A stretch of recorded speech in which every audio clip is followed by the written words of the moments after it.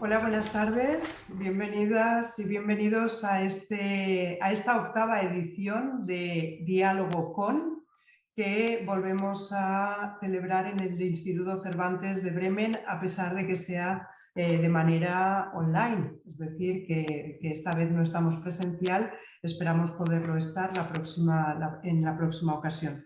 Para nosotros es un verdadero placer contar hoy con Fernando Trujillo, uno de los grandes de la didáctica y me atrevería a decir que también de toda la educación. Todos los que conocéis su trayectoria podéis corroborarlo conmigo. La verdad es que es para nosotros un verdadero placer contar con él, con esta temática tan actual y vamos a acompañarlo en la mesa del diálogo yo misma, pero cuento con José Miguel Presa Pereira, que es el asesor técnico de la Consejería de Educación de la Embajada de España en Alemania, y con José Manuel Alba Pastor, jefe de estudios del Instituto Cervantes de Tel Aviv, que hoy se conecta desde Dakar.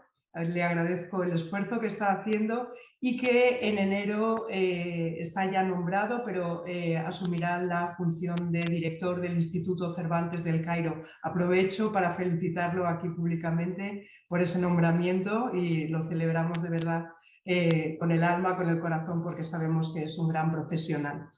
También nos acompaña hoy y modera la sesión nuestra profesora Nuria Esteban. Todos los que conocéis la trayectoria de Nuria Esteban sabéis que tiene un bagaje profesional importantísimo ya a sus espaldas. Tiene una gran dedicación por la investigación didáctica y es nuestra responsable también de tecnologías aquí en el centro de Bremen. Ha sido también coordinadora de muchísimos equipos profesionales y sobre todo dedica su especialidad en el mundo universitario, pero también en lo que son los adultos dentro del Instituto Cervantes. Pero para mí es un verdadero placer compartir la mesa también con ella y ella va a ser la moderadora de este acto. Ella es también la iniciadora de estos diálogos y el alma mater de esta formación que nosotros consideramos de prestigio para el centro de Bremen. Sí, bueno, muchas gracias, Mila, por tus palabras. Sí, para mí es un placer estar hoy aquí con todos vosotros compartiendo esta mesa en esta octava edición del Diálogo Con. Y hoy hablaremos de digitalización en el proceso de enseñanza y aprendizaje de ELE. Contamos, como ha dicho Mila, con uno de los grandes expertos en educación y digitalización en la enseñanza de idiomas, que es Fernando Trujillo. Fernando es doctor en filología inglesa, investigador, formador de profesores, yo creo que todos lo conocemos, profesor de la Facultad de Educación, Economía y Tecnología de Ceuta y es profesor titular de la Universidad de Granada. Bueno, yo calificaría la digitalización del proceso de enseñanza y aprendizaje de ELE como un suceso de rabiosa actualidad. Un suceso porque es algo que, aunque venía de atrás, creo que nos ha acontecido. ¿Y de qué manera, no? O sea, de manera abrupta, masiva y en todos los campos de la educación. Rabiosa porque esta digitalización ha sido un proceso intenso y radical y algunos dirán incluso que excesivo, ¿no? Y por supuesto de actualidad porque es el fenómeno que de manera reciente más atrae la atención de docentes y expertos en didáctica. Sin duda la pandemia ha impulsado esta transformación y ha actuado como catalizadora de este proceso, ¿no? Creo que en esto estamos de acuerdo. Para empezar, voy a darle la palabra a Fernando Trujillo y después de su primera intervención iniciaremos un diálogo con nuestros invitados y con nuestro experto. Así que, Fernando, tienes la palabra. Bueno, Nuria, muchas gracias por darme la palabra y, en primer lugar, evidentemente, muchísimas gracias a Mila y a ti por la invitación y por la evidentemente exagerada presentación. Yo soy un obrero de la educación, uno más de los muchos que estamos, pues yo creo que levantando, no un muro, pero sí una casa común, que es la de la educación, que es la de la educación lingüística y que es la de la enseñanza y el aprendizaje del español. Dentro de nuestro país y fuera de él. Y ahí, pues, los centros del Instituto Cervantes son, sin lugar a duda, para quienes hemos tenido la suerte de poder visitaros en repetidas ocasiones, pues esa siempre amable casa común donde podemos, bueno, pues verter algunas de nuestras investigaciones o desarrollar algunos de nuestros proyectos de innovación. Así que gracias de verdad por esta invitación a participar en este diálogo. Siento profundamente no estar en Bremen porque no se me ocurren muchos sitios mejores para estar y para pasar una tarde, pero también le veo cierta lógica a no estar en Bremen y a estar hablando a través de una pantalla de procesos de digitalización. Hay algo de coherencia en este encuentro a través de la pantalla, además también pues con José Manuel, con Miguel, con vosotras y vosotros ahí en Bremen. Me parece que este diálogo, bueno, pues parte de un presupuesto interesante, y es que la tecnología hoy nos va a servir de ventana por la cual asomarnos para estar en contacto. Nuria, he preparado una pequeña presentación para, no sé si centrar el debate o para provocar el debate. Con tu permiso, si te parece bien, Fantástico, adelante. os muestro esta pequeña presentación y a partir de ahí, pues si queréis, pues bueno, pues podemos arrancar con comentarios, con preguntas, con un debate más amplio. Bueno, pues efectivamente el tema que nos ocupa es la digitalización del proceso de enseñanza y aprendizaje, y yo, por supuesto, lo primero que quería era reiterar mi agradecimiento al Instituto Cervantes de Bremen por la invitación, y también a todas aquellas compañeras y compañeros del Cervantes que han retuiteado la convocatoria a través de las redes sociales. Y también, pues, agradecer a todas las personas que hoy nos acompañan, o bien aquí en directo, o bien cediéndonos en diferido su tiempo para escucharnos, pues agradecerle que nos regalen probablemente el regalo más importante que te puede dar una persona, que es su tiempo, ¿no? Y regalarnos pues un ratito de su día para pensar juntos qué significa digitalización en nuestro contexto de trabajo. Por supuesto, y como no puede ser de otra manera, un recuerdo emocionado para todas aquellas y aquellos compañeros, compañeras, amigos, amigas, familiares, personas que se han visto afectadas por la pandemia de COVID-19. Un recuerdo para todas las compañeras y compañeros que están ahora en Austria confinados.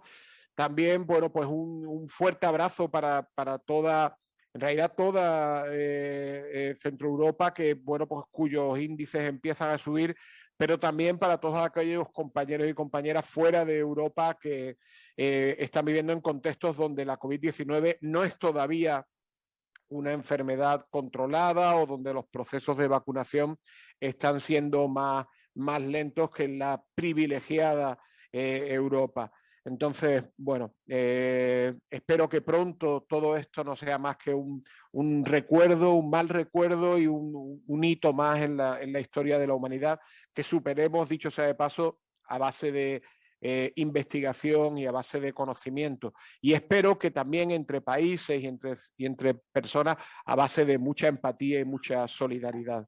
En todo caso, bueno, pues estoy convencido de que poco a poco, y aunque quede mucho sufrimiento y aunque quede mucha tensión todavía, van a llegar días mejores, vamos a recuperar espacios de normalidad, como poder volver a vernos en directo y no a través de pantallas necesariamente, y poder compartir un té, un café al mismo tiempo que dialogamos. Entro ya en materia. Veréis, a partir de estas palabras sobre la COVID, me gustaría plantearos a todas y a todos cómo veis el futuro. Porque la semana pasada, hablando con mis estudiantes en la Facultad de Educación, les hice esta pregunta y todo lo que surgía eran auténticas distopías. un futuro con graves problemas medioambientales, un futuro con reiteradas pandemias, un futuro de más tensión política, de más tensión social, un futuro de crisis económica, un futuro de tecnologías opresivas, un futuro de control a través de la pantalla, a través de la cámara. Esa es la imagen que tenían muchos de mis estudiantes en una facultad como la mía, de Educación, Economía y Tecnología. 3 ciencias volcadas hacia el futuro, ¿no? Y sin embargo, estamos empezando a controlar una pandemia a partir de nuestra capacidad para investigar y para conocer y para incidir en los problemas reales. Es decir, como humanidad, como colectivo, como especie, tenemos la capacidad de construir mejores futuros. Y sin embargo, la imagen que tenemos en este momento del futuro es realmente dura. Hace poco leía este librito de Laila Martínez, publicado en una editorial muy pequeñita de Madrid llamada Episcaya, y que recomiendo vivamente. Es un libro titulado Utopía no es una isla, catálogo de mundos mejores, y ella plantea: necesitamos trabajar en 2 planos, en 2 niveles. En primer lugar, el de las necesidades inmediatas, y en segundo lugar, el del horizonte hacia el cual queremos dirigirnos. Y ambos están en la misma dirección, pero son esfuerzos distintos. El primero está centrado en garantizar una vida mejor para todos ahora, y el segundo en imaginar la sociedad futura. Bueno, pues todo educador lingüístico, todo profe de L, en realidad está implicado en estos 2 procesos. Trabajamos para intentar hacer que la vida de nuestros estudiantes sea mejor ahora, pero también para imaginar sociedades futuras más multilingües, más plurilingües, con más capacidad de comprensión, con más capacidad intercultural. Pues bien, en esta reflexión entre qué tipo de sociedad tenemos ahora, cuál queremos construir, la pregunta que subyace al tema del que vamos a hablar hoy es: ¿en qué tipo de sociedad vivimos? Pues veréis, hace poco leía un artículo de Paola Ricuarte, una investigadora mexicana interesantísima, una de las voces más interesantes para estudiar lo digital desde América Latina. Este es un artículo del 2018, Jóvenes y Cultura Digital, abordajes críticos desde América Latina, en el que ella plantea lo siguiente: en nuestra época, lo tecnológico diluye las líneas entre lo físico, lo digital y lo biológico. Y yo me vi reconocido en este enunciado. Es decir, creo que sí, efectivamente, hoy buena parte de mi yo físico se proyecta utilizando, pues, andamiajes o utilizando prótesis que son tecnológicas para crecer a través de lo digital e incluso, pues, superar lo biológico y estar en el mundo, pues, de una manera distinta. Es decir, creo que lo tecnológico quiere diluir estas fronteras, o al menos lo pretende, y quiere que todo sea un único mundo tecnologizado, donde lo físico, lo biológico y lo digital interactúe de manera fluida.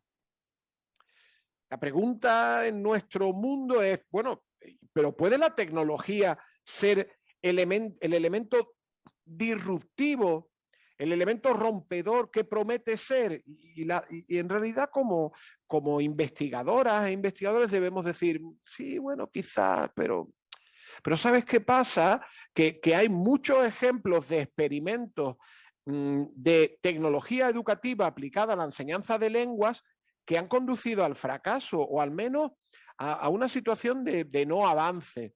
El fonógrafo, la radio, el teléfono, la televisión, el cine, el vídeo, el iCall o incluso los robots.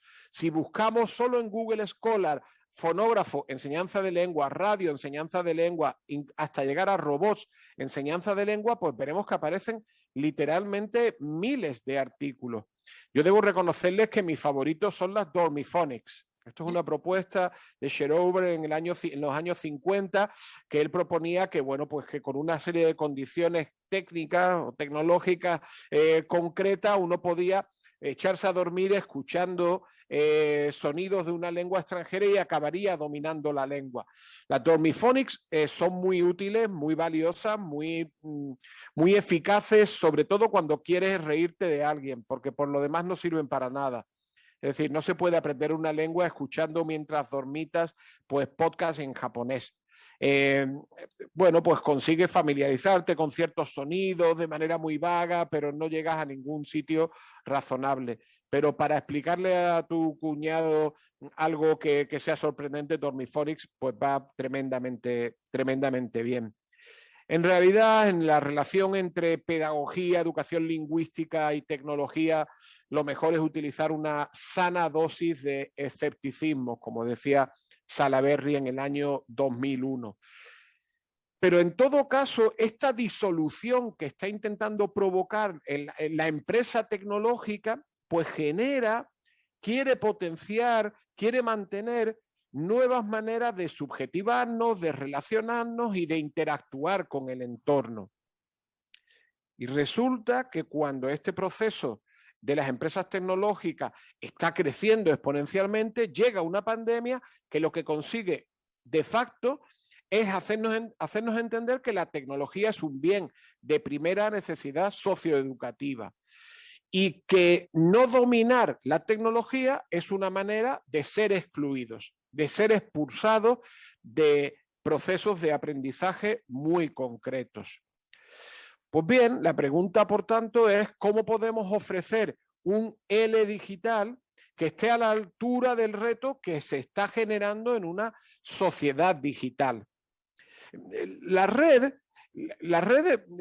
no es unívoca, no es algo fácilmente abarcable, y pensar en términos de red es como intentar pensar el absoluto. La red ofrece al mismo tiempo activos para poder aprender, oportunidades para poder aprender, limitaciones para poder aprender y riesgos que evitan que uno aprenda. He puesto los nombres tanto en inglés como en castellano, porque en realidad si uno utiliza sobre todo los términos en inglés, assets, affordances, constraints o risks, y después pone technology, después pone learning o language learning, va a encontrar decenas de artículos para cada una de las 4 posibilidades. ¿Cuáles serían desde una perspectiva positiva los activos y las oportunidades que nos permite la tecnología? Pues se podría centrar en 3 grandes bloques. Por un lado, la digitización, es decir, la creación de diversas maneras de representar la información y de expresarnos. Aquí hablamos de objetos que pasan de lo analógico a lo digital. Este proceso ya se ha realizado en el mundo L de manera bastante generalizada durante el confinamiento y el año que hemos vivido, porque o digitizábamos y de alguna manera volcábamos estos artefactos sobre la red, o literalmente no podíamos continuar con buena parte de nuestra tarea de enseñanza.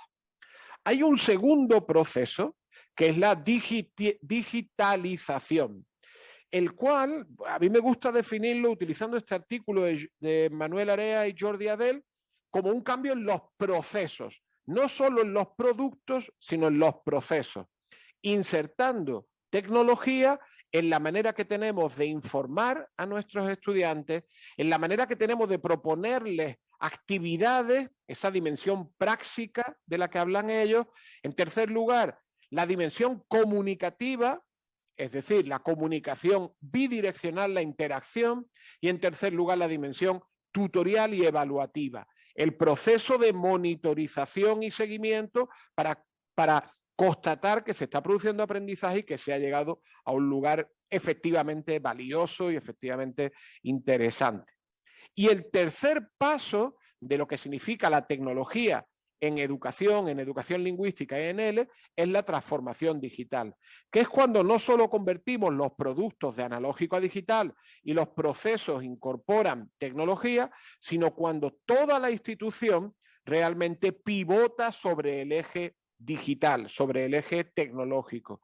Es decir, cuando se produce una transformación que afecta a lo pedagógico, a lo organizativo y a lo infraestructural. Y aquí el concepto clave es en la idea de proyecto digital de centro. cuando una de nuestras instituciones, sea una sede del Cervantes, sea la más pequeñita de las academias en el pueblo más pequeñito donde se aprenda español, pues analiza cuál es su realidad, analiza la dimensión tecnopedagógica y si el aprendizaje se realiza cara a cara, a distancia o es híbrido, y qué componentes de esos aprendizajes son informales, y por tanto la docencia diseña o se diseñan unidades instructivas, hace un diseño instructivo para esos tipos diferenciados de aprendizaje. Igual que también se analiza cómo se va a realizar la facilitación para solventar las dificultades y cómo se va a realizar la evaluación. Sobre esa dimensión tecnopedagógica se construyen la dimensión tecnoorganizativa y la dimensión infraestructural. Esta propuesta de proyecto digital de centro no es genuina ni mía ni de mi equipo de Conecta 13, sino que en realidad proviene del marco común europeo para organizaciones digitalmente competentes, el DIGCOM.org de la Unión Europea, que lo que nos viene a decir es que no vale pensar solo la dimensión tecnopedagógica, sino que hay que pensar la dimensión tecnoorganizativa y la dimensión infraestructural si estamos ya en ese momento de la transformación digital. En todo caso, ¿cuál es el punto de partida de todo el proceso? Pues responder a una pregunta muy sencilla. ¿Qué están haciendo bien nuestros jóvenes con la tecnología? Y aquí la cuestión, como dice Marina Beers, una profesora canadiense, originalmente ella trabajaba en la Universidad de Tufts, pero ahora está en el Instituto Tecnológico de Massachusetts, la idea es pensar, bueno, ¿cómo están utilizando nuestros jóvenes la tecnología en positivo? Y una vez que sepamos qué hacen, cómo lo hacen, pues diseñemos espacios digitales para que puedan desarrollar esa potencialidad dentro de esos espacios digitales y ahí puedan socializar, aprender cosas nuevas y también desarrollar su identidad. Todo esto no es un simple cambio metodológico, no es un simple cambio pedagógico, es literalmente uno de los coletazos de una enorme revolución cultural. El cambio, la revolución cultural de la transformación digital afecta a todos los planos de nuestra vida. Uno de ellos es cómo aprendemos y cómo aprendemos lenguas y cómo aprendemos español. En ese sentido, la pregunta no es estrictamente cómo lo vamos a hacer, sino cada uno y cada una de nosotras se tendrá que plantear, bueno, ¿cuál quieres que sea tu papel en esta revolución que estamos viviendo? Y con esto acabo. El futuro de la profesión, del mundo L, pasa por procesos de diversificación, de innovación y de empoderamiento colectivo, de tal forma que demos respuesta a este enigmático enunciado que nos hacían Eulalia Bombarelli y José Gómez Asencio en 2009 en un análisis de la capacitación profesional en L. Hubo un tiempo cada vez más lejano en el cual el profesor de L era sustancialmente un profesor de lengua española. Ese tiempo está cada vez más lejano y vamos a ir necesitando perfiles profesionales de L cada vez más diversificados, cada vez más especializados, y que algunos estemos trabajando en el contexto del aprendizaje con dispositivos móviles, otros estemos trabajando en aprendizaje a través de plataformas, otros estemos trabajando en los grandes corpus que sustentan el diseño de materiales para la elaboración de secuencias didácticas, etcétera, etcétera. Porque lo que sí tenemos muy claro es que el ámbito natural del docente, del profe de L, que se limitaba a enseñar lengua, pues está en un proceso de contracción. El aula es cada vez menos el espacio central del aprendizaje, porque han surgido muchos otros centros, muchos otros espacios donde se van a aprender lenguas. Y cómo interactuemos con esos espacios o lugares, con lo que ocurre en esos espacios, con las personas que nos encontremos en esos espacios y con la tecnología, va a determinar el tipo de experiencia comunicativa y de experiencia de aprendizaje que tengamos. Y con esto acabo. Creo que necesitamos laboratorios de innovación radical en el mundo L. Necesitamos L-Labs y L-Labs que se planteen cómo explotar lo digital. Y aquí, bueno, pues creo que estos laboratorios de innovación radical pues tienen que surgir de la confluencia entre, evidentemente, el Instituto Cervantes como casa madre que nos acoja a todos, pero también la interacción con las universidades y su potencial de investigación, la interacción con las editoriales y su búsqueda de mecanismos para la enseñanza y aprendizaje eficaces, el trabajo con profesorado y profesorado que esté vinculado con la investigación. Es decir, estos laboratorios de innovación radical tienen que recoger el afán de construir el L del siglo XXI, que va a ser radicalmente distinto al L del siglo XX. Y bueno, solo quería acabar pues con esta idea de, me parece que no vivimos una mala época, sino una época muy apasionante y tenemos que mirar hacia ellas con el mismo pragmatismo y la misma mirada positiva, que también una mirada crítica y una mirada compasiva y empática. Pero se abren años realmente fascinantes para el mundo L por delante de nosotros. Y nada más, Nuria, esto era, bueno, pues lo que quería comentar para, bueno, pues para lanzar el debate y el diálogo entre nosotros, si os parece bien.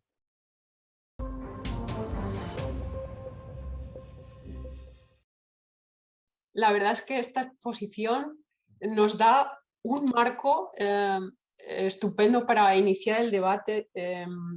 Nombrabas a Laila Martínez y decías que por una parte están las necesidades inmediatas y por otra parte los horizontes, ¿no? Y creo que tenemos preguntas que afectan a las dos cosas, ¿no?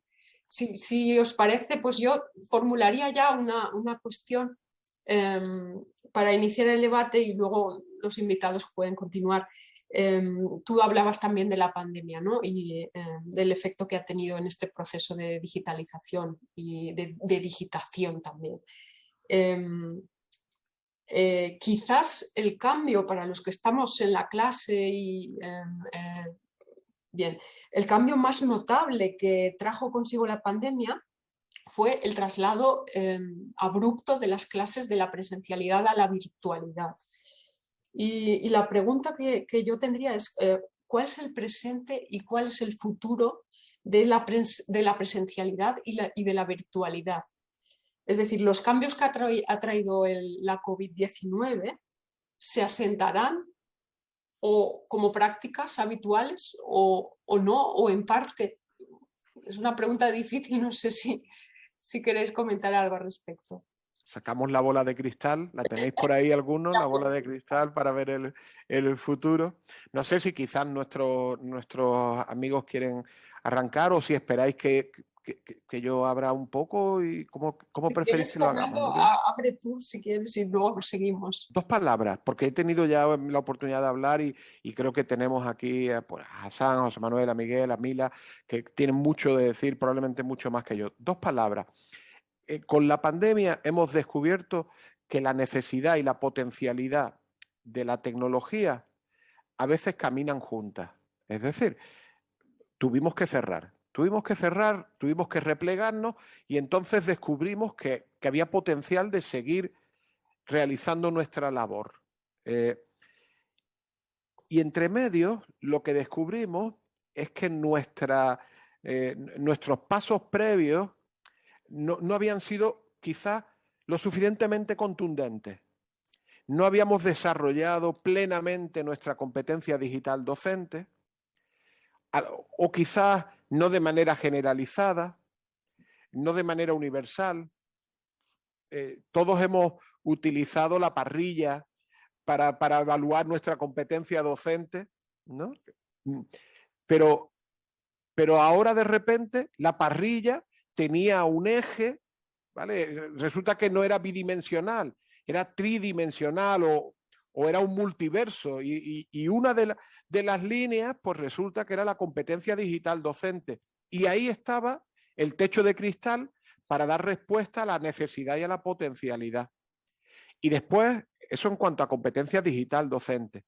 Y después, en segundo plano, y yo ya guardo silencio, eran las infraestructuras. Desde los dos planos, desde quien aprende y desde quien enseña. Porque claro, yo quiero enseñar, soy un profe del Cervantes, me puedo ir al Cervantes, tengo una buena conexión, pero resulta que quien quiere aprender conmigo no tiene la buena conexión, no tiene el dispositivo, no tiene la competencia, podríamos llamarla competencia digital aprendiz, si queréis. Bueno, pues ahí teníamos el segundo techo de cristal.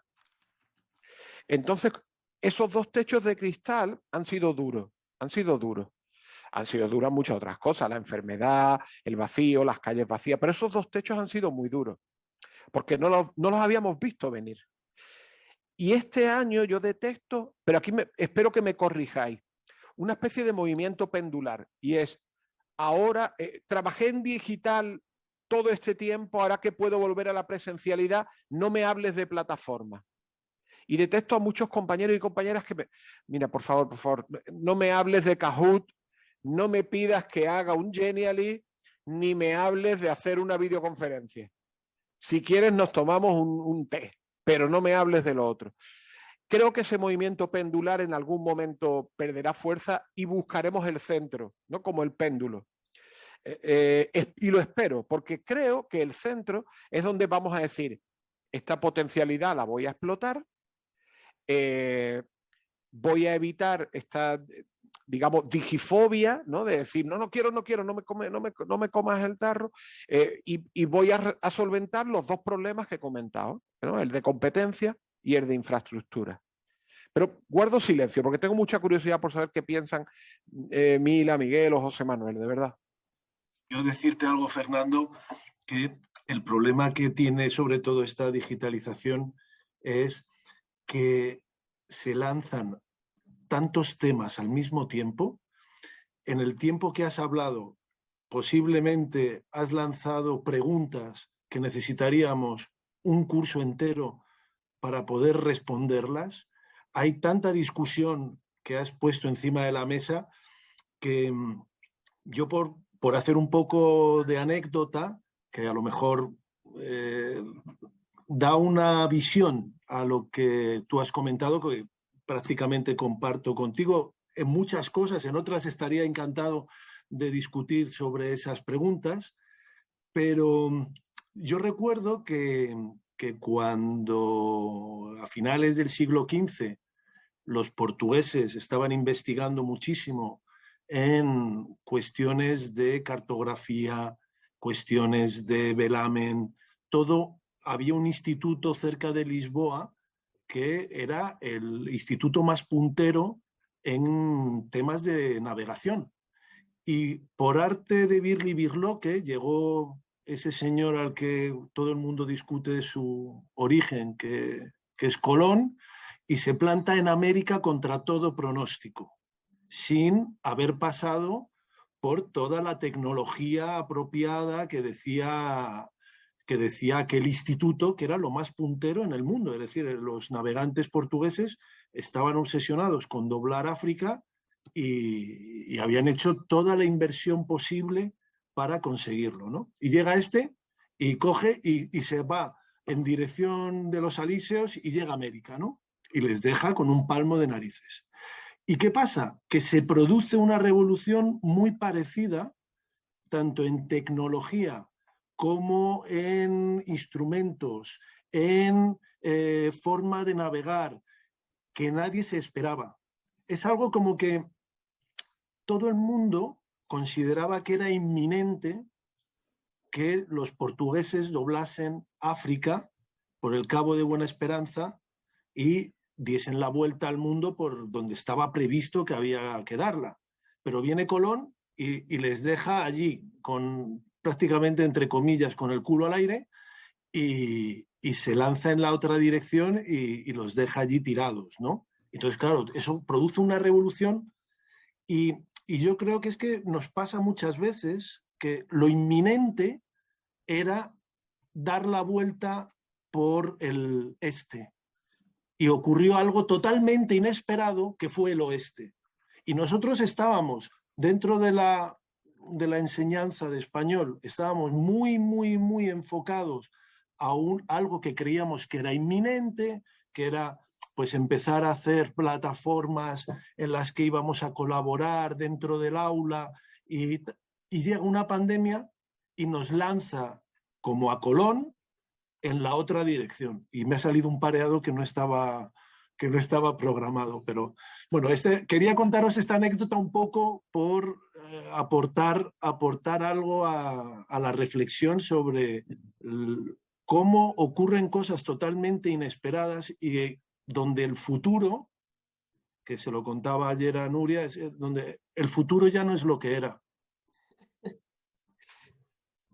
Me callo, paso la palabra a otro. Absolutamente, José Manuel. Ya sabes que estamos de acuerdo. Yo diría que estamos de acuerdo en todo lo que tenemos que estar para dejar el huequito para discrepar tomándonos un café o algo. Entonces, siempre hay que discrepar en algo.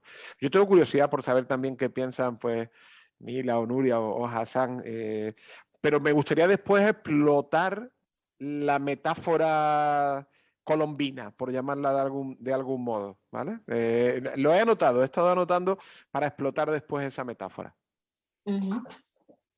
Me gustaría a mí intervenir y retomar un poco la idea del péndulo de Fernando, que me ha gustado. Es cierto que la pandemia ha abierto unas expectativas posiblemente desmesuradas desde este punto de vista en este momento, pero no es menos cierto que todo el mundo está deseando volver a lo de antes, y eso también es una realidad. Y entonces, desde ese punto de vista, pues algo puede estar fallando en la perspectiva que tenemos sobre las posibilidades. Y por otra parte, ese futuro desconocido, que no tenemos ni idea cómo va a ser, porque nadie tiene la bola de cristal, va a depender mucho de las futuras investigaciones que se están haciendo hasta ahora, en este momento, y que empiezan a ver qué repercusiones tiene esto en la enseñanza. Yo este mediodía he oído una entrevista con un profesor de psicología de la Universidad Libre de Ámsterdam y decía que las consecuencias ahora mismo son nefastas para los alumnos en el sentido social, en el sentido de tiempo libre, etc.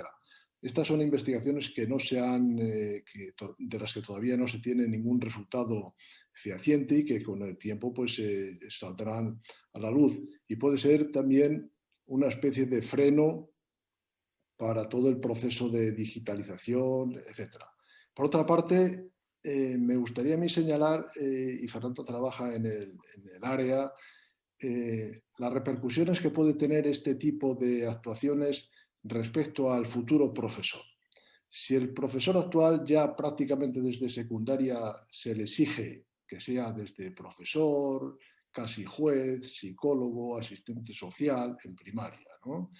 En el profesor futuro, digamos, de secundaria o de lenguas, ¿qué se le va a exigir? ¿Qué formación se le va a ofrecer?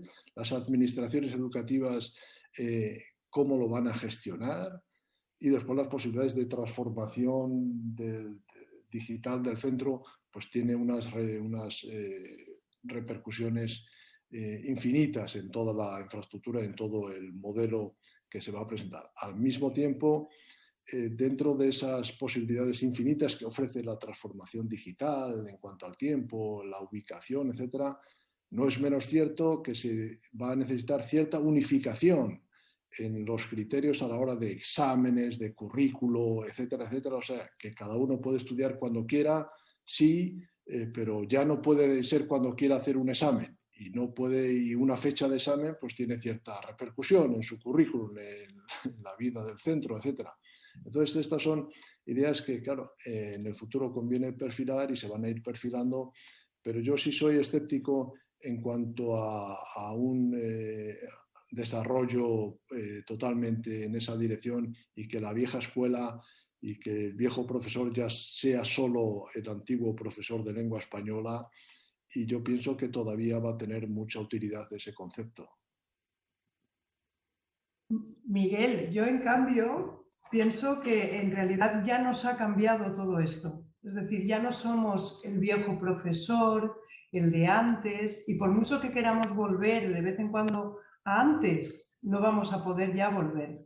Porque todos nosotros hemos integrado muchísimas cuestiones buenísimas que tiene la tecnología y no sé, quizás yo porque soy siempre muy positiva y me gusta ese porvenir, lo que tenemos por delante, el reto que tenemos por delante, a medio plazo lo que tenemos que construir, pero creo que ya somos otros profesores. O sea, nos hemos dado cuenta de que con mucho esfuerzo, con mucha limitación, evidentemente, con mucha precariedad, porque hemos hecho lo que hemos podido con las herramientas que teníamos, pero ya hemos logrado dar un pasito que nos hace mirar hacia el oeste, quizá, como nos comentaba José Manuel.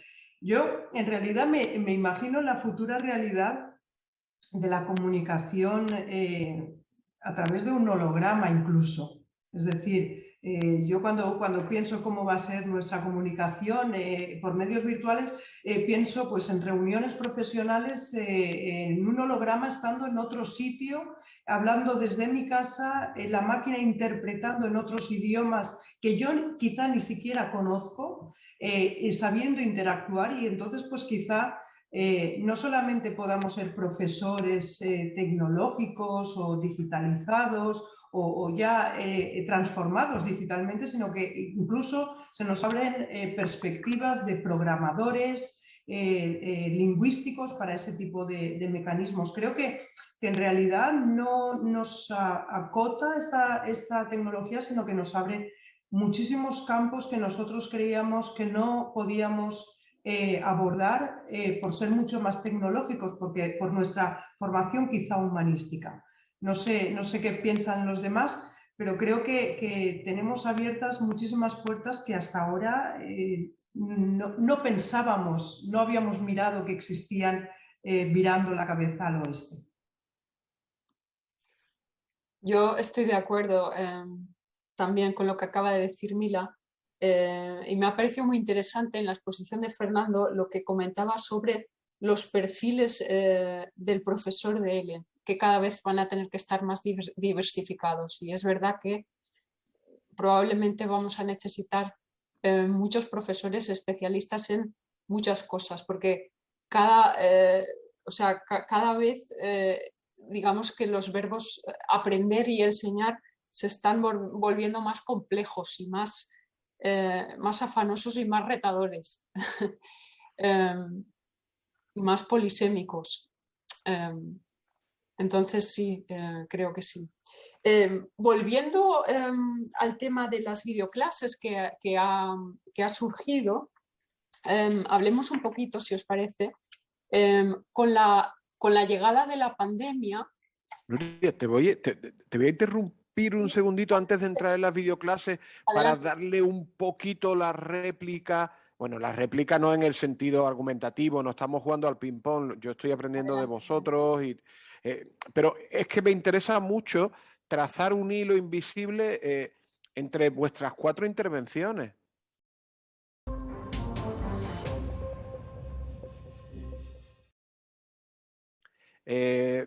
Porque hay un hilo invisible que une las 4 intervenciones, o varios hilos invisibles, al menos 3 hilos invisibles. El primero se llama investigación, el segundo se llama identidad y el tercero se llama, como en aquella película, no me acuerdo cómo se llama el título de aquella película era una película sobre apuestas deportivas y tal, en el que Tom Cruise decía, show me the money, ¿no? Muéstrame el dinero. Bueno, pues es interesante. Estamos hablando de dinero. En el año 2009 recuerdo una publicación en el que se cifraba el mundo L en unos 404 millones de euros. En torno a los 400 millones de euros. Esto además, la Casa del Instituto Cervantes y otros investigadores van actualizando, hay una cierta contabilidad. ¿Tenéis la sensación de que buena parte de ese volumen de inversión o de facturación se dedica a investigación o no? Es decir, por ejemplo, ¿sabéis si el L es una línea prioritaria en la futura convocatoria de proyectos de I+D+I de nuestro Ministerio de Ciencia? Es fácil, es decir, bueno, si yo me meto ahora en Google Scholar, en Google Académico o en buscadores especializados, ¿creéis que voy a encontrar mucho proyecto nacional o proyecto europeo específico sobre L? La respuesta es que no. La respuesta es que no. Somos, en esa metáfora o en esa analogía que lanzaba José Manuel, somos Colón sin la financiación de los Reyes Católicos. Colón sin la financiación de los Reyes Católicos. Es decir, creo que hay que ir hacia el oeste. Y entonces alguien te dice, vete, ya luego me acerco yo si acaso. Pero uno se acerca a Santa Fe, allí en la provincia de Granada, y dice, mira, que necesito dinero para ir hacia el este. Pues, no lo busques. Ese L-Lab del que yo hablaba no es solo una idea loca, es una auténtica necesidad. Es decir, nuestra práctica tiene que estar sustentada en investigación. No para saber si lo hacíamos bien o mal, hacíamos en pasado, sino para saber lo que tenemos que hacer en el futuro. Es decir, todo lo que estamos hablando hoy, hay dos opciones: que lo hagamos nosotras o que lo hagan las empresas tecnológicas. ¿O acaso dudáis que Facebook, Google, etcétera, no tienen interés en invertir en educación lingüística? Es decir, ¿quién está revolucionando la traducción en el mundo? Google. Y después de Google, pues las empresas como DeepL y algunas otras que están minando el territorio para los traductores y las traductoras. Es decir, o lo hacemos nosotros o lo hace la gran empresa. Pues si lo hacemos nosotros, consorciados, unidos, pues uniendo grandes instituciones como Instituto Cervantes, universidades, editoriales, profesionales de la investigación, docentes, pues mucho mejor que lo haga la gran empresa, que no nos va a preguntar si queremos ir hacia el oeste o hacia el este. Es decir, tenemos un déficit de investigación. Colón sin financiación. En segundo lugar, claro, al avanzar como avanzamos, nuestra identidad pues también se confecciona a base de impulsos, ¿no? Es un poco de lo que nos hablaba José Miguel. ¿Qué mensaje le estamos lanzando al docente, al profe de lengua, sea un educador en un centro educativo, en uno de los centros que tiene el ministerio en Alemania, de los muchos que tenemos por toda Europa o por todo el mundo? Es decir, pues sí, efectivamente, buena parte de nuestra identidad profesional se está construyendo a base de impulsos y sin ningún tipo de raciocinio detrás. Justo ayer, tuve la suerte de dar una ponencia para funcionarios en práctica. Los funcionarios en práctica, como bien sabéis, pues durante ese primer año, una vez que han superado el proceso de oposiciones, pues reciben una formación y la primera ponencia se llama identidad docente. Eso es el primer chaparrón que les cae. Y entonces yo estuve contándoles que la identidad docente en el siglo XXI tiene tres grandes patas, en mi opinión. En mi opinión, a partir de un proceso de investigación, dicho sea de paso, que hicimos en el año 2019 y se publicó en 2020. Fue un proyecto que nos encargó la Fundación Profuturo para la construcción de un marco de la competencia educadora en la era digital. Y la conclusión fue que tenemos un rol, las educadoras y los educadores, tenemos un primer rol, podríamos llamarlo el rol clásico. Ese rol docente tiene tres patas, que son las que en realidad habéis visto en el proyecto digital de centro: diseño, facilitación, evaluación. Eso era clásicamente un docente. Mi padre, que era profesor de matemáticas, ¿no? Yo siempre hago el chiste de, claro, mi padre era profesor de matemáticas, por eso yo estudié filología, ¿no? Esto me lo vais a perdonar si cuelo el chiste. Pues mi padre, que era profesor de matemáticas, hacía esto: diseñaba, ayudaba a que sus chicos y chicas aprendieran matemáticas y los evaluaba. esa faceta se ha visto ya desbordada y hay otras dos grandes facetas. La segunda, el segundo elemento de nuestra identidad docente hoy es el rol ciudadano. Esto, cuando publicamos el marco de Profuturo en enero de 2020, yo pensaba, ¿cómo le explico yo a la gente que un educador tiene que ser ciudadano en el mismo plano que tiene que ser quien diseña una secuencia didáctica? Y llega la pandemia y nos piden a todos los educadores y educadoras que cuidemos de la salud de nuestros estudiantes. Ese es el rol ciudadano. Ese es el rol ciudadano. Y cuando yo como docente de L, de robótica o de educación física, me planteo, ¿qué puedo hacer yo por el medio ambiente? Ese es el rol ciudadano y está vinculado con el rol de docente, con el diseño, con la facilitación, con la evaluación. Y hay una tercera pata, el rol docente, el rol ciudadano, y la tercera pata es el rol de colaborador, el rol de colaboración, que aquí es donde entra todo ese potencial de la red para la información, para la interlocución, para el trabajo colaborativo. Bueno, pues mi padre era un hombre muy empático y muy colaborador, pero con su compañero, el que estaba al lado.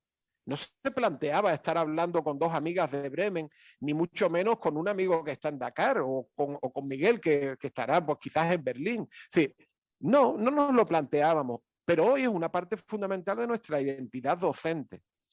Tapar eso hace que Colón no solo salga sin financiación, sale con los ojos vendados, porque es absolutamente consustancial a nuestra profesión. Es decir, yo no puedo decir los objetivos de desarrollo sostenible no son conmigo.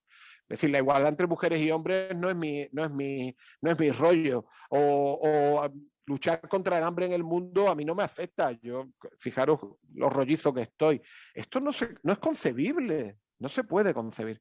Entonces, evidentemente, es que la identidad del educador y también la del educador lingüístico ha crecido exponencialmente, como también han crecido las oportunidades de aprender. ¿Es que acaso de verdad creemos que español se aprende en nuestra clase? Es decir, ¿esto se lo traga ya a alguien?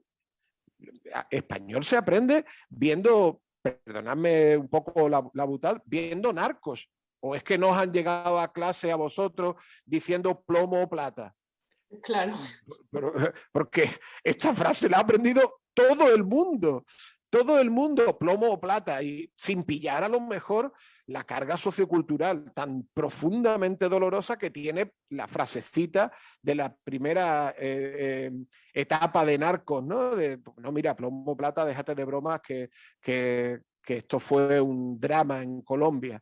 Pero eso lo aprendió todo el mundo. ¿Y qué lo enseñamos nosotros en clase? Claro, hoy no asumir que el aprendizaje informal y no formal tiene una potencia que desborda lo que somos mínimamente capaces de enseñar, escoger a Colón y no solo taparle los ojos y no darle financiación, sino además agujerearle las tres naos y decir, no llegas ni, vamos, sales de palos y no llegas ni a Canarias, ¿no? Es que realmente todo ha eclosionado, es decir, tenemos hoy una cantidad de elementos a considerar que hace que el futuro inmediato, pero no dentro de 5 años, no en estos plazos a medio plazo que manejábamos antes, no, yo me planteo cómo va a ser el año que viene, es decir, cómo vamos a funcionar el año que viene. Y no hemos entrado todavía a comentar, pero ya me callo para que Nuria nos pueda plantear esta pregunta que ya tenía pensada como continuación. No hemos entrado a pensar, por ejemplo, cómo está evolucionando el mundo L frente a otros universos de enseñanza de lengua en cuanto a la creación de startups, en cuanto a la creación de actividades de emprendimiento. Yo os animo a que hagáis esta prueba. Buscad una página de lo que se conoce como Business Angels, ángeles del negocio. Es decir, estos son básicamente inversores, ¿no? Business Angels. Y simplemente poner Business Angels y poner Language Learning y a ver qué sale. A ver si hay mucha gente invirtiendo en startups muchas de base tecnológica, pero que apuntan hacia lo lingüístico, y después buscar cuántas apuntan hacia la enseñanza del español. Y esto nos permite ver una tendencia emergente a 5, 10, 15 años. Porque las startups que tenemos hoy vivas están construyendo las maneras de enseñar y aprender que van a estar normalizadas, naturalizadas dentro de 5 años. Bueno, pues mucho ojo a esto, ¿eh? Mucho ojo a ver cómo se está construyendo nuestra propia profesión para dentro de 5 o 10 años a través de procesos de emprendimiento. Pero callo ya, Nuria, de verdad, no me enrollo mucho más, perdóname. No, muy interesante todo lo que estabas comentando.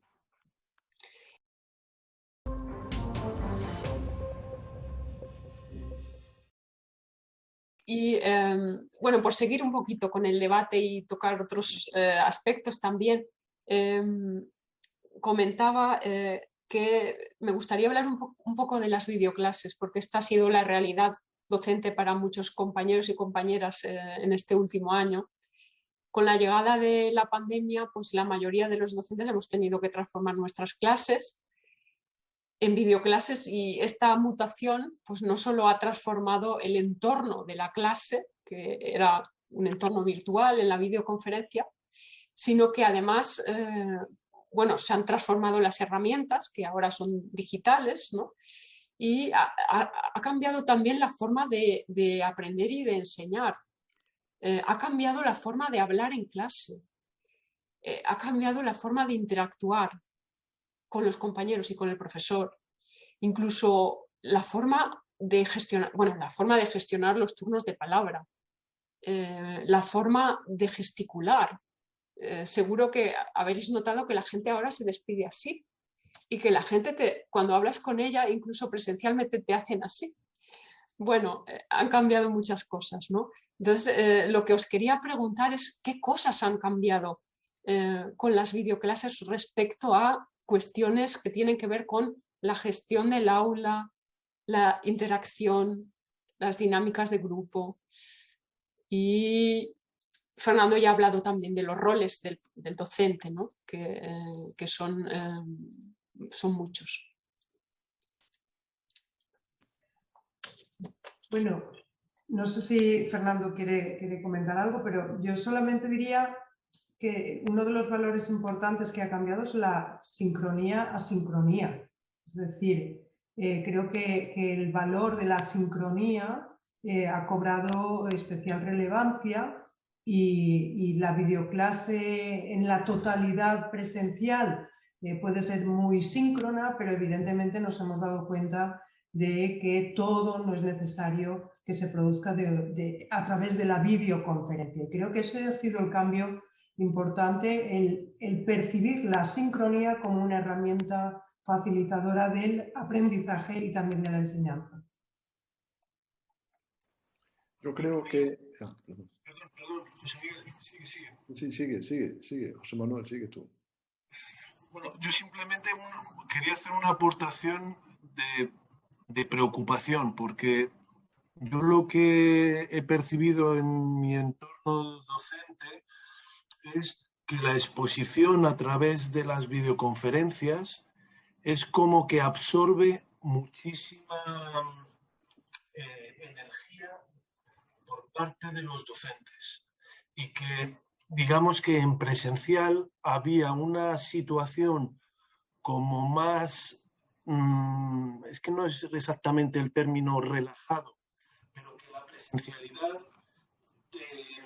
no te exige emocionalmente y de tu propia capacidad energética a la hora de ser docente como te exige la videoconferencia. Y a mí eso me preocupa en la medida que me preocupa también el estado anímico de mis profesores, porque el aprendizaje, todos somos conscientes que depende del estado anímico de quien participa, es decir, no solamente del alumno, sino también del profesor.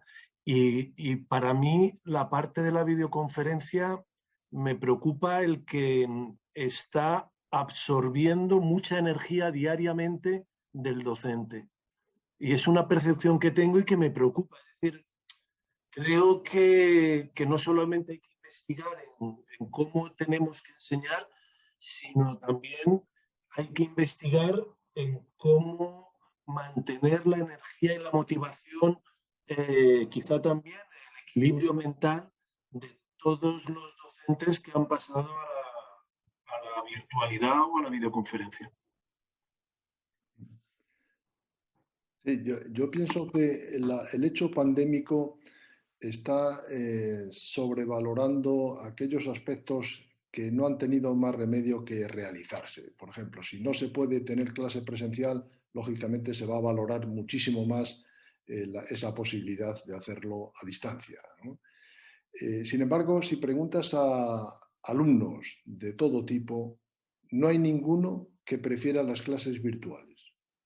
Ninguno. Y eso es una razón, puede haber excepciones, ¿no? Yo ahora que estoy estudiando ya algún idioma a distancia, pues aprecio el no tener que desplazarme, pero echo de menos la energía que puede transmitir un profesor, la motivación que deja caer en el aula y el aprendizaje, aparte de que es un proceso personal e individual, pues pienso yo que no lo puede sustituir la virtualidad, ¿no? Entonces, en esta situación pandémica, que no queda más remedio que tener que hacerlo así, y que van a surgir otros valores, etcétera. Por otra parte, pues cuando esto pase, pues yo pienso que se van a seguir manteniendo esas posibilidades técnicas, pero por otra parte se va a volver a apreciar la vieja presencialidad.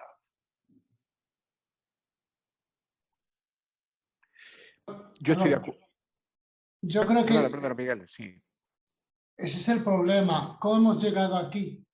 Es por la pandemia. Es decir, si llegáramos a ir en un proceso normal, natural, avanzando poco a poco, igual ni siquiera estaríamos hablando de muchas cosas que estamos tratando ahora.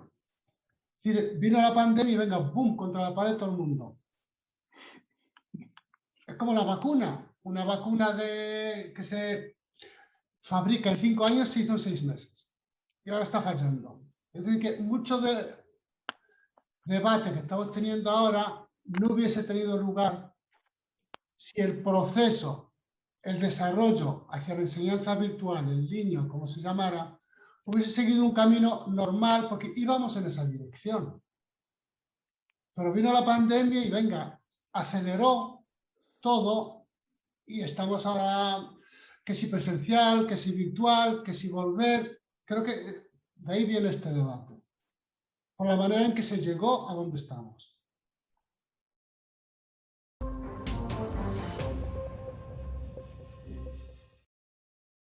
Sí, hacer una brevísima reflexión casi en un plano estético.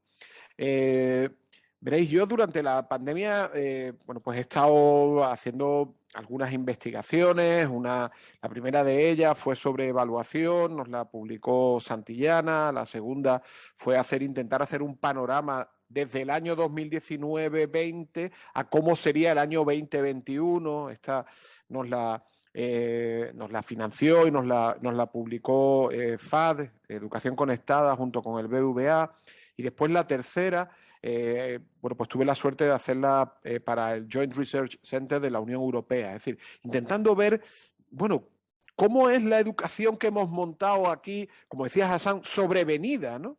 Y llegamos a una conclusión. Lo que hemos tenido es una educación digital de urgencia, ¿no? En el contexto anglosajón, además, mucha gente ya lo está llamando emergency, ¿no? Emergency Digital Education, ¿no? Es decir, bueno, tenéis que pensar lo que ocurrió en concreto en España. El 14 de marzo, todo el mundo confinado, pero se le dice a los docentes que el 16 tienen que abrir la escuela a distancia, sin instrucciones. Es decir, mire usted, esto es un avión, el avión va a descender, usted tiene que saltar, pero no tenemos paracaídas, ni le voy a decir qué tiene que hacer usted para no matarse. Bueno, pues los docentes saltaron y parece que el golpetazo no fue tan grande como se podía prever a priori. Entonces, efectivamente, hemos construido educación digital de urgencia. Ahora llega el momento de pensar con calma qué diferencia existe entre la educación, vamos a llamarla prepandemia, y la educación post-pandemia. Y veréis, para mí la gran diferencia es que en la educación prepandemia, donde ya existían plataformas, donde teníamos videoconferencias, a lo mejor no era Zoom, que ha crecido con la pandemia, pero eran otras. Es decir, casi todo lo teníamos ya. Pero ¿qué ocurre? Pues que en la educación prepandemia, enseñar era, como le gusta decir a mi amiga María Caso, era una actividad performativa, era una actividad del cuerpo. Yo enseñaba con mi cuerpo y también tenía materiales. Es decir, yo tenía libros de texto, aquí tenéis diccionarios, hoy traigo una lectura, me he traído un juego de mesa, si queréis os enseño el kamishibai precioso que tengo encima de mi mesa, pero la clave no era eso, porque yo podía cambiar de un juego a otro y lo que siempre permanecía que era yo, mi cuerpo, mi voz, mi mirada, y yo cuando yo quería hacer monitorización y comprobar la comprensión, cuando yo quería comprobar la participación, ¿qué hacía? Miraba y escuchaba. Porque la clave era el cuerpo. Y de repente pasamos a un contexto en el que el cuerpo desaparece y todo se centra, por hacer la analogía, podemos decir, en los materiales. Es decir, el cuerpo deja de servir. Y ahora yo, bueno, ¿os habéis enterado? Por favor, ¿podéis activar la cámara? Sí, me ponéis en el chat si os habéis enterado, sí. ¿Ha habido alguna duda? ¿Queréis que...? Es decir, de repente me quedo sin la gran herramienta. Porque enseñar deja de ser una actividad performativa. Ya no es performance. Y se convierte en algo distinto, que yo me voy a atrever a darle un nombre, pero es la primera vez que lo hago. Se convierte en una actividad conectivista, en la cual los contenidos que queremos enseñar y que creemos que van a aprender, las tareas que van a realizar, los procesos mentales, todo depende de la conexión que los individuos establecen a través de redes. Entonces pasamos a ser los nodos en una enorme red, pero al mismo tiempo queremos mantener las lógicas de la actividad performativa. Pues no funciona. No funciona. Porque no vale. Es decir, de verdad es igual una obra de teatro en un teatro donde desaparece la cuarta pared, donde estamos a oscuras, donde tal, que si yo la transporto literalmente a la pantalla, no funciona, no te engancha. Porque no estás viendo ni una buena película ni una buena obra de teatro. Por eso decía que, ¿dónde estamos ahora? En el tiempo de decir, queremos pensar qué es una actividad de enseñanza y aprendizaje conectivista, o nos engañamos y seguimos transfiriendo la actividad performativa a la plataforma. Porque como nos preguntaba a través del chat un compañero, la pregunta es, ¿han aprendido? Pues yo me atrevo a decir, en los casos en los cuales se haya transferido la actividad performativa a la plataforma, al Zoom o a lo que queráis, probablemente no hayan aprendido.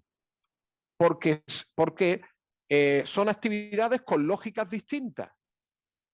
Y la segunda, la actividad docente y la actividad de aprendizaje conectivista, creo que no la conocemos. Es decir, la ejecutamos, pero por seguir con la analogía, si me permitís, que ya me enquiste la analogía que sacó antes José Manuel, la exploramos, pero realmente ni brújula, ni astrolabio, ni vamos haciendo un mapa de lo que hemos hecho, porque Miguel decía, ¿dónde está la investigación que diga qué hemos aprendido del proceso? Pues no la tenemos. No tenemos mucha investigación, ¿no? Entonces yo creo que ese es el problema. Claro, como decía José Manuel, la videoconferencia o este rollo digital ha generado mucha ansiedad, ha cargado mucho los tiempos, claro, porque hemos transferido la actividad performativa a un entorno conectivista y es agotador, porque tú antes suplías con tu cuerpo lo que ahora tienen que ser materiales y te tienes que poner a crear y a pensar. Es decir, digitizar, como decía antes, sí, eso se dice muy fácil, pero pasa tú de escribir en tu Vileda o en tu pizarra blanca un esquema a hacerlo previamente con un Genially o hacer un proceso de aprendizaje invertido o a utilizar documentos colaborativos en línea. Estamos literalmente utilizando las estrategias que utilizábamos para explorar tierra firme cuando estamos en un mar proceloso. Esa es un poco mi idea en relación con esta pregunta que nos hacía Nuria.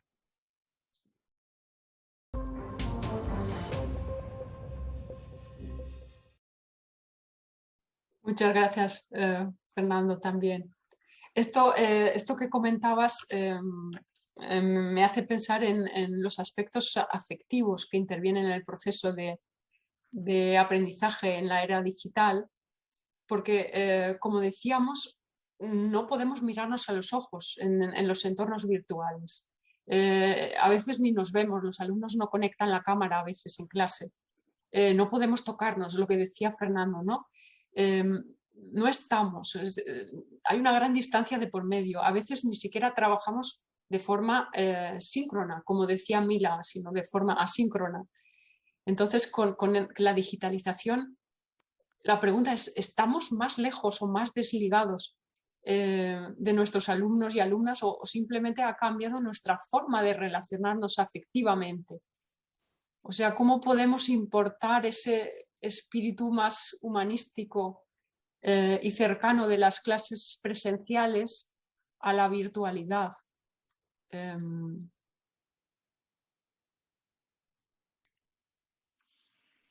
No sé si queréis comentar algo sobre esto. Yo me voy a atrever a lanzar a complementar tu pregunta con otras dos. Creo que son preguntas. Lo voy a intentar articular en forma de preguntas. Hablamos de procesos afectivos. Seguimos hasta cierto punto engañándonos a nosotros mismos con la palabra motivación. Motivación es uno de los grandes de las grandes palabras de los topics, ¿no? De los temas de investigación. Es decir, tú pones en Web of Science o en Google Académico motivación, aprendizaje de lenguas, pueden salir millones de artículos en 0,001 segundo, ¿no? Motivación es una de las palabras clave. Pues creo que tiene detrás una mentira tremenda, porque hemos presupuesto, no digo quienes estamos aquí, ¿no? sino como gremio, hemos presupuesto que la motivación viene en la mochila de quien se nos acerca. Y cada vez me cuestiono más que esto es una falacia, ¿no? Es decir, yo creo que quien se nos acerca tiene, sí, un interés general que a veces se hace más o menos específico, por eso tenemos los dominios del aprendizaje de lenguas para fines específicos, en entornos específicos, para determinadas incluso profesiones, pero hay como una especie de interés general y directamente bajamos a una escala que a mí ya no me gusta llamarla de motivación, sino de inversión. Creo que cada vez encontramos más estudiantes que valoran en el momento en el que están con nosotros en una situación de aprendizaje, si van a invertir o no su tiempo, su esfuerzo, su conocimiento en hacer lo que nosotros proponemos o no. Es decir, estamos nosotros como docentes de una edad determinada, dicho sea de paso, encontrándonos cada vez más con un tipo de aprendiz que alguien podría decir que es menos dócil. A mí me gusta pensar que se cuestiona constantemente si merece la pena invertir o no. Entonces tú planteas una actividad y dices, esa actividad no me convence. Y rápidamente el aprendiz hace ¡pam! Y desconecta. Y esto, además, en un entorno digital, se hace todavía más radical, porque es muy fácil desconectar. Es decir, la desconexión está a un botón entre vosotros y yo. Hago así, ¡pum!, y he desconectado. Apago mi cámara y estoy en otro plano. Ya no, es decir, volviendo a la analogía del teatro, ¡pum!, he puesto la cuarta pared y ya no existís para mí. Entonces, la vinculación con los estudiantes tiene que plantearse si superamos el reto, no quería utilizar la palabra esta todavía porque es la que quiero plantear ahora, si superamos el planteamiento de la inversión. Es decir, nuestra propuesta es suficientemente interesante, atractiva, prometedora, como para que al aprendiz con el que estamos trabajando concreto le merezca la pena invertir o no. Esto, dicho sea de paso, también hay mucha investigación. El término en inglés sería investment. Es decir, porque en realidad es una especie de metáfora de la inversión económica. Bueno, ahí hay una cierta transferencia de un mundo a otro que a lo mejor para algunos es fea. Yo creo que, bueno, la palabra inversión me parece interesante, ¿no? Yo invierto mi tiempo, invierto mi esfuerzo. Y entonces vamos a la segunda palabra que quería utilizar, y es, creo que el aprendiz del siglo XXI, nosotros también lo somos, pero nosotros tenemos un pie puesto en el siglo XX y esto no desaparece mágicamente, ¿vale? El aprendiz del siglo XXI va a buscar en situaciones de aprendizaje retos, desafíos o misiones. No estoy hablando de gamificación, aunque la palabra misión pueda sonarle a alguien, no necesariamente, no necesariamente. Pero son aprendices que intentan plantearse retos o que intentan luchar contra un desafío o esperan que le encarguemos una misión. Y realmente esto no es negativo, porque este es el espacio donde afectivamente no nos vinculamos solo nosotros con nuestros aprendices, sino también los aprendices entre sí. Claro, la clave es que nosotros tenemos que encontrar con el reto que les parezca interesante a nuestros aprendices. Y literalmente estamos en un discurso distinto al tradicional de la enseñanza de lenguas extranjeras. Es decir, bueno, a ver cómo metemos el subjuntivo en esto para no perder esencia.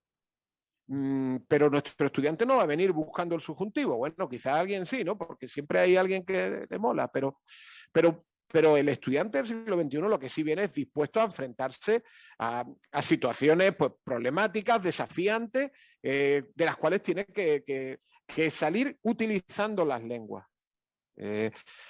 Y no quiero irme ya a conceptos más técnicos como translanguaging, el translenguaje. Es que detrás de esos conceptos, y eso es puro marco o volumen de acompañamiento del marco común europeo de referencia para las lenguas. Translanguaging habla de superar o el translenguaje o la translingüización. Ya sabéis que tiene mala traducción al castellano el translanguaging. El translanguaging habla de superar retos con las lenguas. ¿Cómo adaptamos eso a la enseñanza? Es que esto a mí me parece apasionante, os lo digo de corazón, porque le da un vuelco a muchos de nuestros planteamientos convencionales, tradicionales, de qué significa ser profesor de idiomas o profesor de L. ¿No? Perdóname si me he enrollado más de la cuenta. No.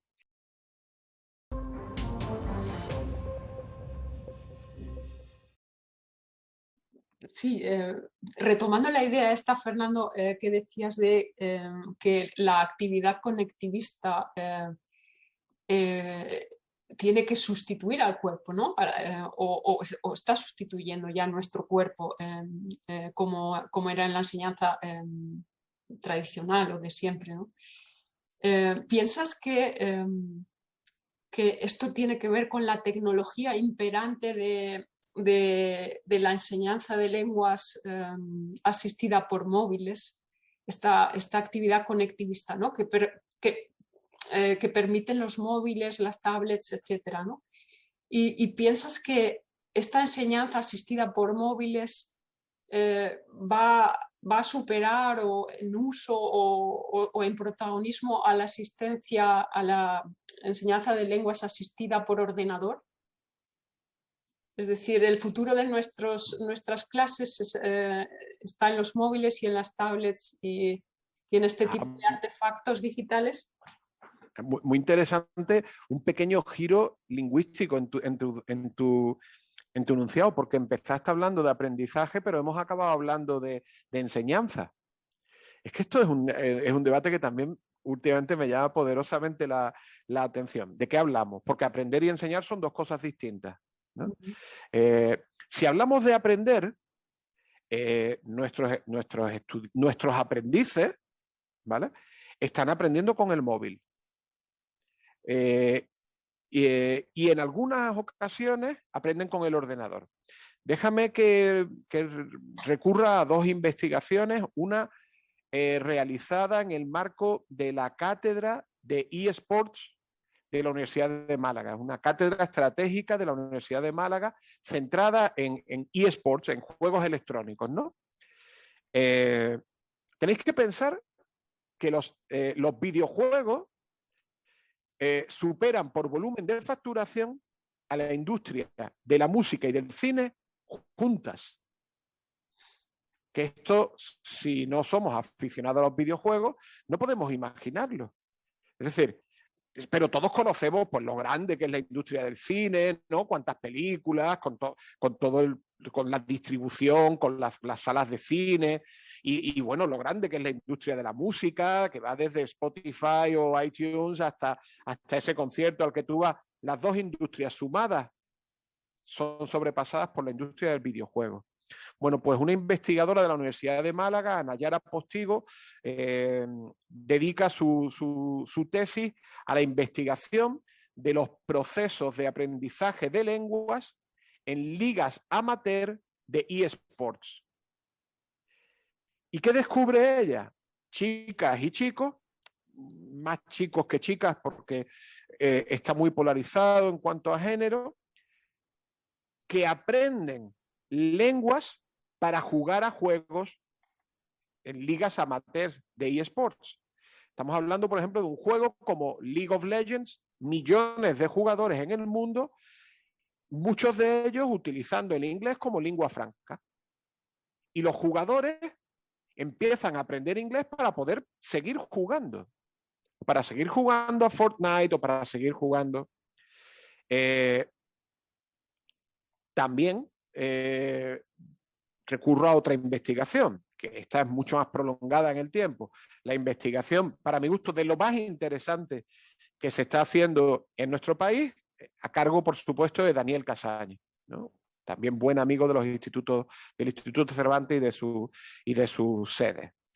Daniel lleva muchos años investigando la fanfiction y algunos otros desarrollos artísticos, musicales, novela gráfica, narración, vinculado con el aprendizaje de lenguas y lenguas extranjeras. Y vuelve a constatar que hay un enorme caudal de personas aprendiendo de manera no formal, informal, lenguas para desarrollar esas facetas de su desarrollo personal, de sus inquietudes personales. Esos aprendizajes ocurren a través del teléfono, a través de la tableta, a través del ordenador. Y esos son aprendizajes. Y la cuestión, por el otro lado, es qué tipo de enseñanzas queremos hacer nosotros sabiendo que esos aprendizajes están ahí. Y si estamos dispuestos a lo que podríamos llamar a hibridizar nuestro aprendizaje a través de móviles, con la utilización de apps concretas, con la utilización de recursos concretos, buscando la calle, que podríamos decir, aprovechando el espacio urbano como fuente de aprendizaje. Aquí otro concepto que a mí me tiene profundamente subyugado y enamorado, que son los paisajes lingüísticos, que tiene dos grandes áreas, ¿no? Los paisajes lingüísticos vinculados con la sociolingüística, ¿no? Que te permite hacer mapas urbanos y mapas de las lenguas en la ciudad, pero también los paisajes lingüísticos aplicados al aprendizaje de lenguas, ¿no? Y cuando el aprendiz se convierte en etnógrafo, cuando el aprendiz se convierte en observador de su propia realidad y a partir de ahí genera procesos de aprendizaje. O el aprendizaje vinculado al ordenador. Pero entonces tendremos que pensar en términos de inversión y en términos de, bueno, ¿qué incentivo le ofrece un ordenador a un chico y una chica que está aprendiendo en movilidad y frente a retos, ¿no? La pregunta no está resuelta. Aquí hay una reflexión que a mí me parece muy interesante de un filósofo de la educación que es Gerd Biesta, y que él dice, bueno, aquí tenemos que pensar aprendizaje y enseñanza como procesos distintos que a veces no se encuentran nunca, ¿no? Que este es otro drama que tenemos que interiorizar. Mira, a veces tú enseñas, pero aquí no aprende nadie. Ellos quieren aprender cosas y tú no se las enseñas. Entonces, esto es también un drama de nuestra profesión. Pero él está haciendo una reflexión muy interesante acerca de hacia dónde nos conduce la manera de aprender del siglo XXI, hacia dónde tenemos que nosotros llevar la manera de enseñar del siglo XXI. Porque aquí hay interacciones muy, muy complejas, como bueno, he intentado sugerir. Por supuesto, si alguien tiene interés en la investigación de Ana Yara o la investigación de Daniel Casañas, yo creo que todos debemos tener interés. Es decir, si hay alguien grande es Daniel y si hay alguien además accesible es Daniel. Pero por supuesto yo estaría encantado de proporcionar todas las referencias que estoy aquí mencionando si alguien me escribe. Gracias, Nuri. Muy bien. Bueno, yo estoy mirando el reloj y es lamentable que nos queden pocos minutos porque podríamos seguir hablando de otros temas también, del mismo tema.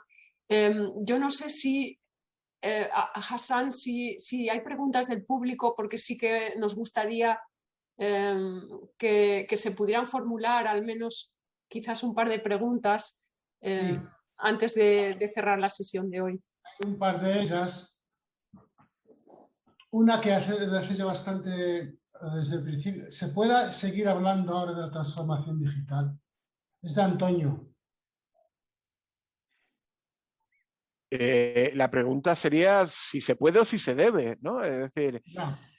claro, dependiendo de la institución, la transformación digital, hombre, se puede hablar de transformación digital de la sociedad, pero esa se nos escapa, ¿no? Porque la transformación la transformación digital de la sociedad sigue su propio curso, ¿no? La banca se está transformando de una manera, las editoriales de otra, ¿no? Es decir, habladle a las editoriales de transformación digital, ¿no? Es decir, el reto tan enorme que tiene, es decir, oiga, que es que yo hago libros de texto en papel, ¿eso cómo lo vamos a digitizar?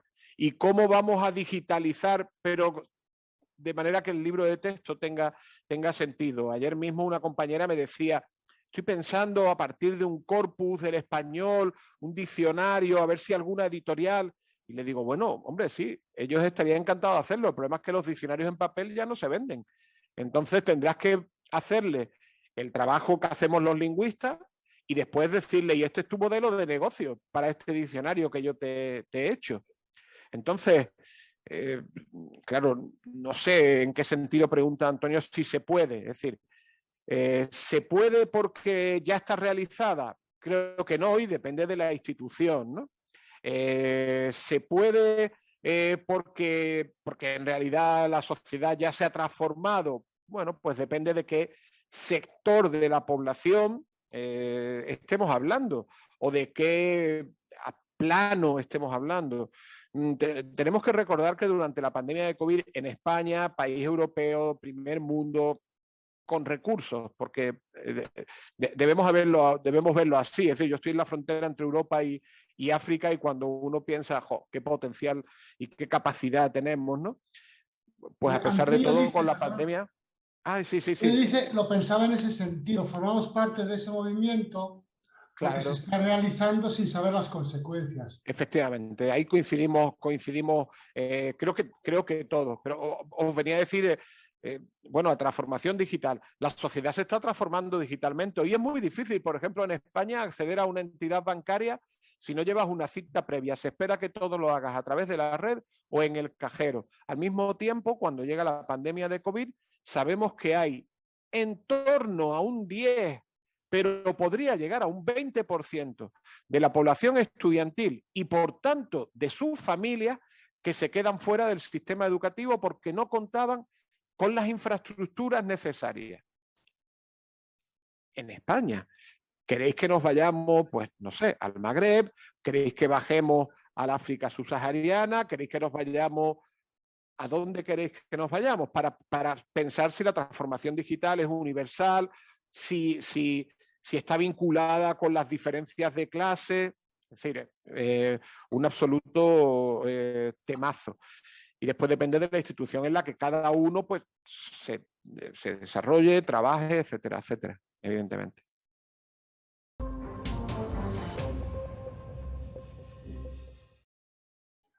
Otra pregunta que también es un temazo, José Miguel, ¿qué se le va a exigir al profesor del futuro? Más. Es decir, más. Esto está claro porque hay una cita que a mí me gusta mucho de Paco Invernón, un pedagogo catalán de la Universidad de Barcelona, a quien admiro profundamente. Francisco Invernón, es un libro publicado en Graó, ahora me llegará su título, y él dice, la sociedad se ha vuelto más compleja, nuestros estudiantes traen la complejidad a la clase. Y nosotros, por definición, respondemos a lo que nuestros estudiantes traen. Es decir, buena parte de nuestra profesión es reactiva, es decir, traes complejidad, tengo que darte respuestas complejas, ¿no? Por ejemplo, el sistema educativo español es inclusivo, punto. Es inclusivo. Entonces, si a nuestra clase llega una chica o un chico con dislexia, bueno, trabajamos con su dislexia y automáticamente yo como profesional sé que, por ejemplo, la evaluación no puede ser escrita porque ese chico o esa chica puede tener conocimiento, pero también dificultades para escribir, y si yo la prueba que le hago es escrita, quizás vaya a tardar más, sus niveles de ansiedad van a subir y va a dar peores resultados, aunque sepa más que un chico o una chica que no tenga dislexia. Como la escuela, como el sistema educativo español es inclusivo, trabajo con eso y no tengo más que preguntarme. Pero si me llega una chica o un chico con síndrome de Down, pues también. Es decir, pues me llega un chico con síndrome de Down. Y a mí me gusta provocar. Tengo justo ahora una sesión de máster, dentro de un máster sobre atención a la diversidad. No os quepa la menor duda que una de las primeras preguntas que le hago es, oye, ¿un chico o una chica con síndrome de Down puede aprender inglés? Porque yo soy profe de lenguas y ¿esto qué os parece? ¿Y sabéis lo que ocurre sistemáticamente? Pues que me miran perplejo diciendo, no lo sé, nunca me había preguntado esto.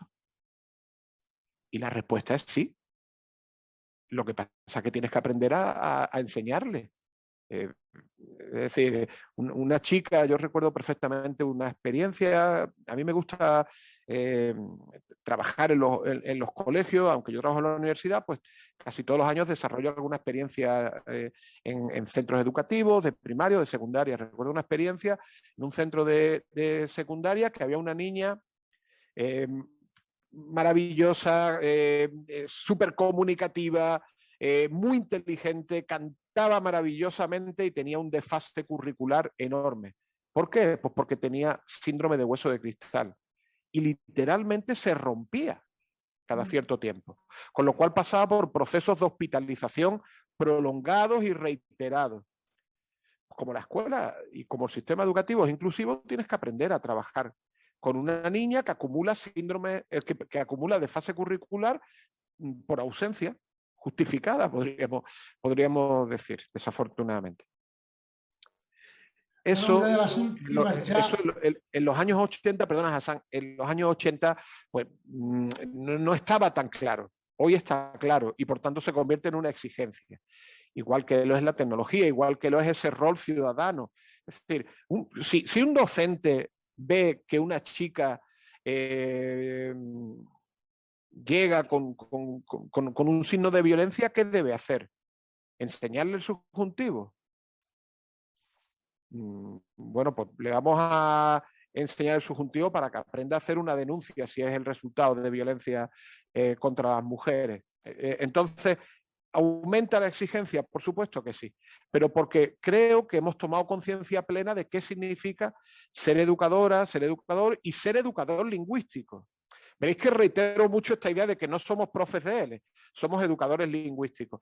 Y bueno, es que creo que estamos en ese momento en el siglo XXI. Perdona, Hassan, que te he interrumpido. Bueno, yo creo, Hassan, creo que lo tenemos que... Si no hay así ninguna pregunta súper... Solo una. Que no sé... Vale, adelante. Sí. Solo la presencialidad, ya que estamos volviendo, dicen, ¿la presencialidad tiene que ser necesariamente la misma que antes de la pandemia? Bueno, lo preguntaba Carmen, lo estoy viendo ahora en el chat. No, va a ser, tiene que ser, puede ser diferente. Es decir, tiene que ser, puede ser diferente. Te responderé el próximo año, Hassan o Carmen, porque a partir de enero empiezo un proyecto de investigación, además absolutamente personal. No tengo financiación para hacerlo, es decir, es una cosa que, bueno, voy a hacerla porque creo que debo hacerla, que es un proceso de investigación sobre educación híbrida, en el contexto de la escolarización obligatoria en España. Y la pregunta es esa, es decir, la presencialidad ahora que ya, bueno, hay unos niveles de vacunación muy importantes, en España sabéis que la tasa de contagio está contenida, cruzamos los dedos, no creéis que no, pero la pregunta es esa, la presencialidad tiene que ser la misma, entonces lo que vamos a hacer es, bueno, vamos a preguntarnos qué significa educación híbrida en el curso 21-22.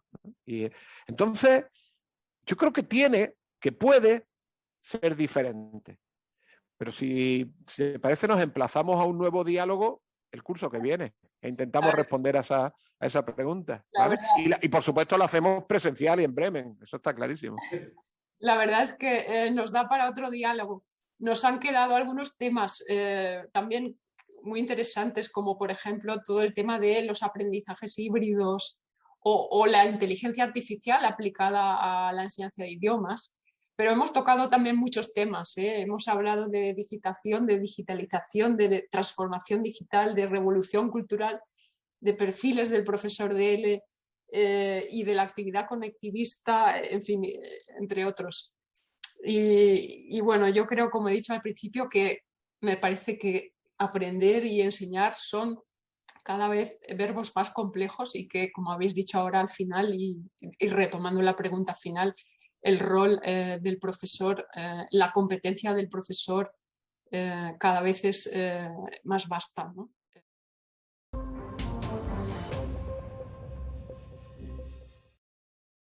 Vamos a terminar ya. Para terminar, me gustaría que cada uno de los participantes, de forma muy breve, con una frase, os voy a pedir una metáfora.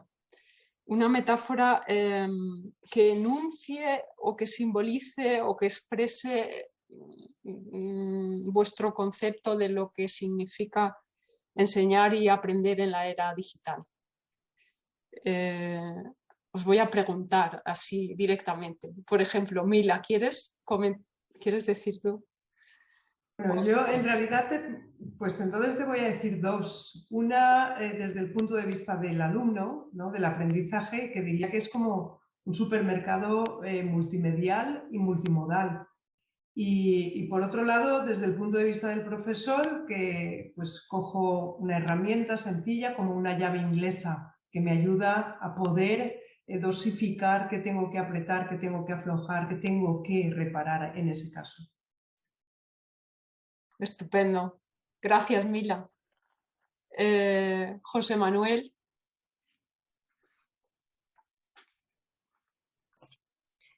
Pues para mí realmente la metáfora es el cinematógrafo, porque cuando los hermanos Lumière empezaron y proyectaron su película, todo el mundo pensó, bueno, no todo el mundo, pero la inmensa mayoría, incluidos los intelectuales, pensaron que aquello no iba a pasar de ser simplemente documentar escenas de bodas, bautizos y comuniones, y que aquello que habían inventado no tenía otra trascendencia que simplemente grabar algún que otro acontecimiento social. De eso, por eso se filma, por ejemplo, la entrada del tren en Zaragoza y cosas así, ¿no? Pero vino un señor con mucha imaginación y totalmente inesperado, un tal Georges Méliès, y dijo, no, yo con esto voy a crear sueños. Y hoy tenemos el cine, las plataformas, y creo que la digitalización nos va a llevar ahí, a crear sueños. Qué maravilla. Miguel. Sí, yo diría mejor una frase para en el estado de la situación actual, diciendo que la enseñanza en la era digital,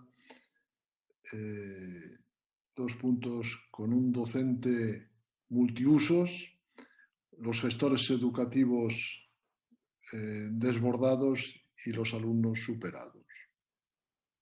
Ok. Fernando.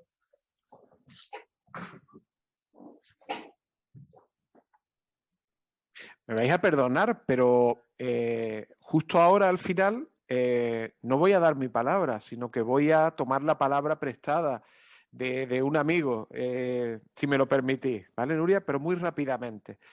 10 metáforas sobre las tecnologías educativas.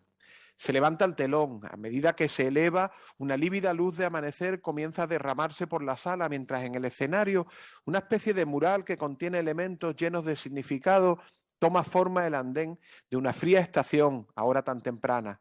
Unos bultos esperan a ser cargados en el furgón de equipajes del próximo tren. Se adivina un piano de pared bajo la jaula de madera que lo protege. Una bicicleta huérfana se apoya en este mueble tan firme. Un baúl mudo con sus herrajes dorados desgastados reposa en el suelo. Y la disonancia entre los objetos que aguardan de un gramófono torpemente protegido con unas telas y colocado encima del baúl. Una pareja con un niño permanece en pie, inmóviles los tres. El niño, adormilado, echando de menos la cama, se abraza a la cintura de la madre y recuesta la cabeza sobre su cuerpo. Ha dejado en el suelo una bolsa de malla con una caja de cartón de vivos colores conteniendo un juego de rompecabezas. Un poco más allá, un hombre sujeta una cámara fotográfica minutera, de aquellas antiguas con su trípode voluminosa. ¿Espera a alguien importante? ¿Algún importante viajero? ¿Va a cubrir alguna feria popular o festejo familiar? 2 detalles más en la escena que no se revelan de inmediato. Las 4 personas que están en el andén llevan gafas.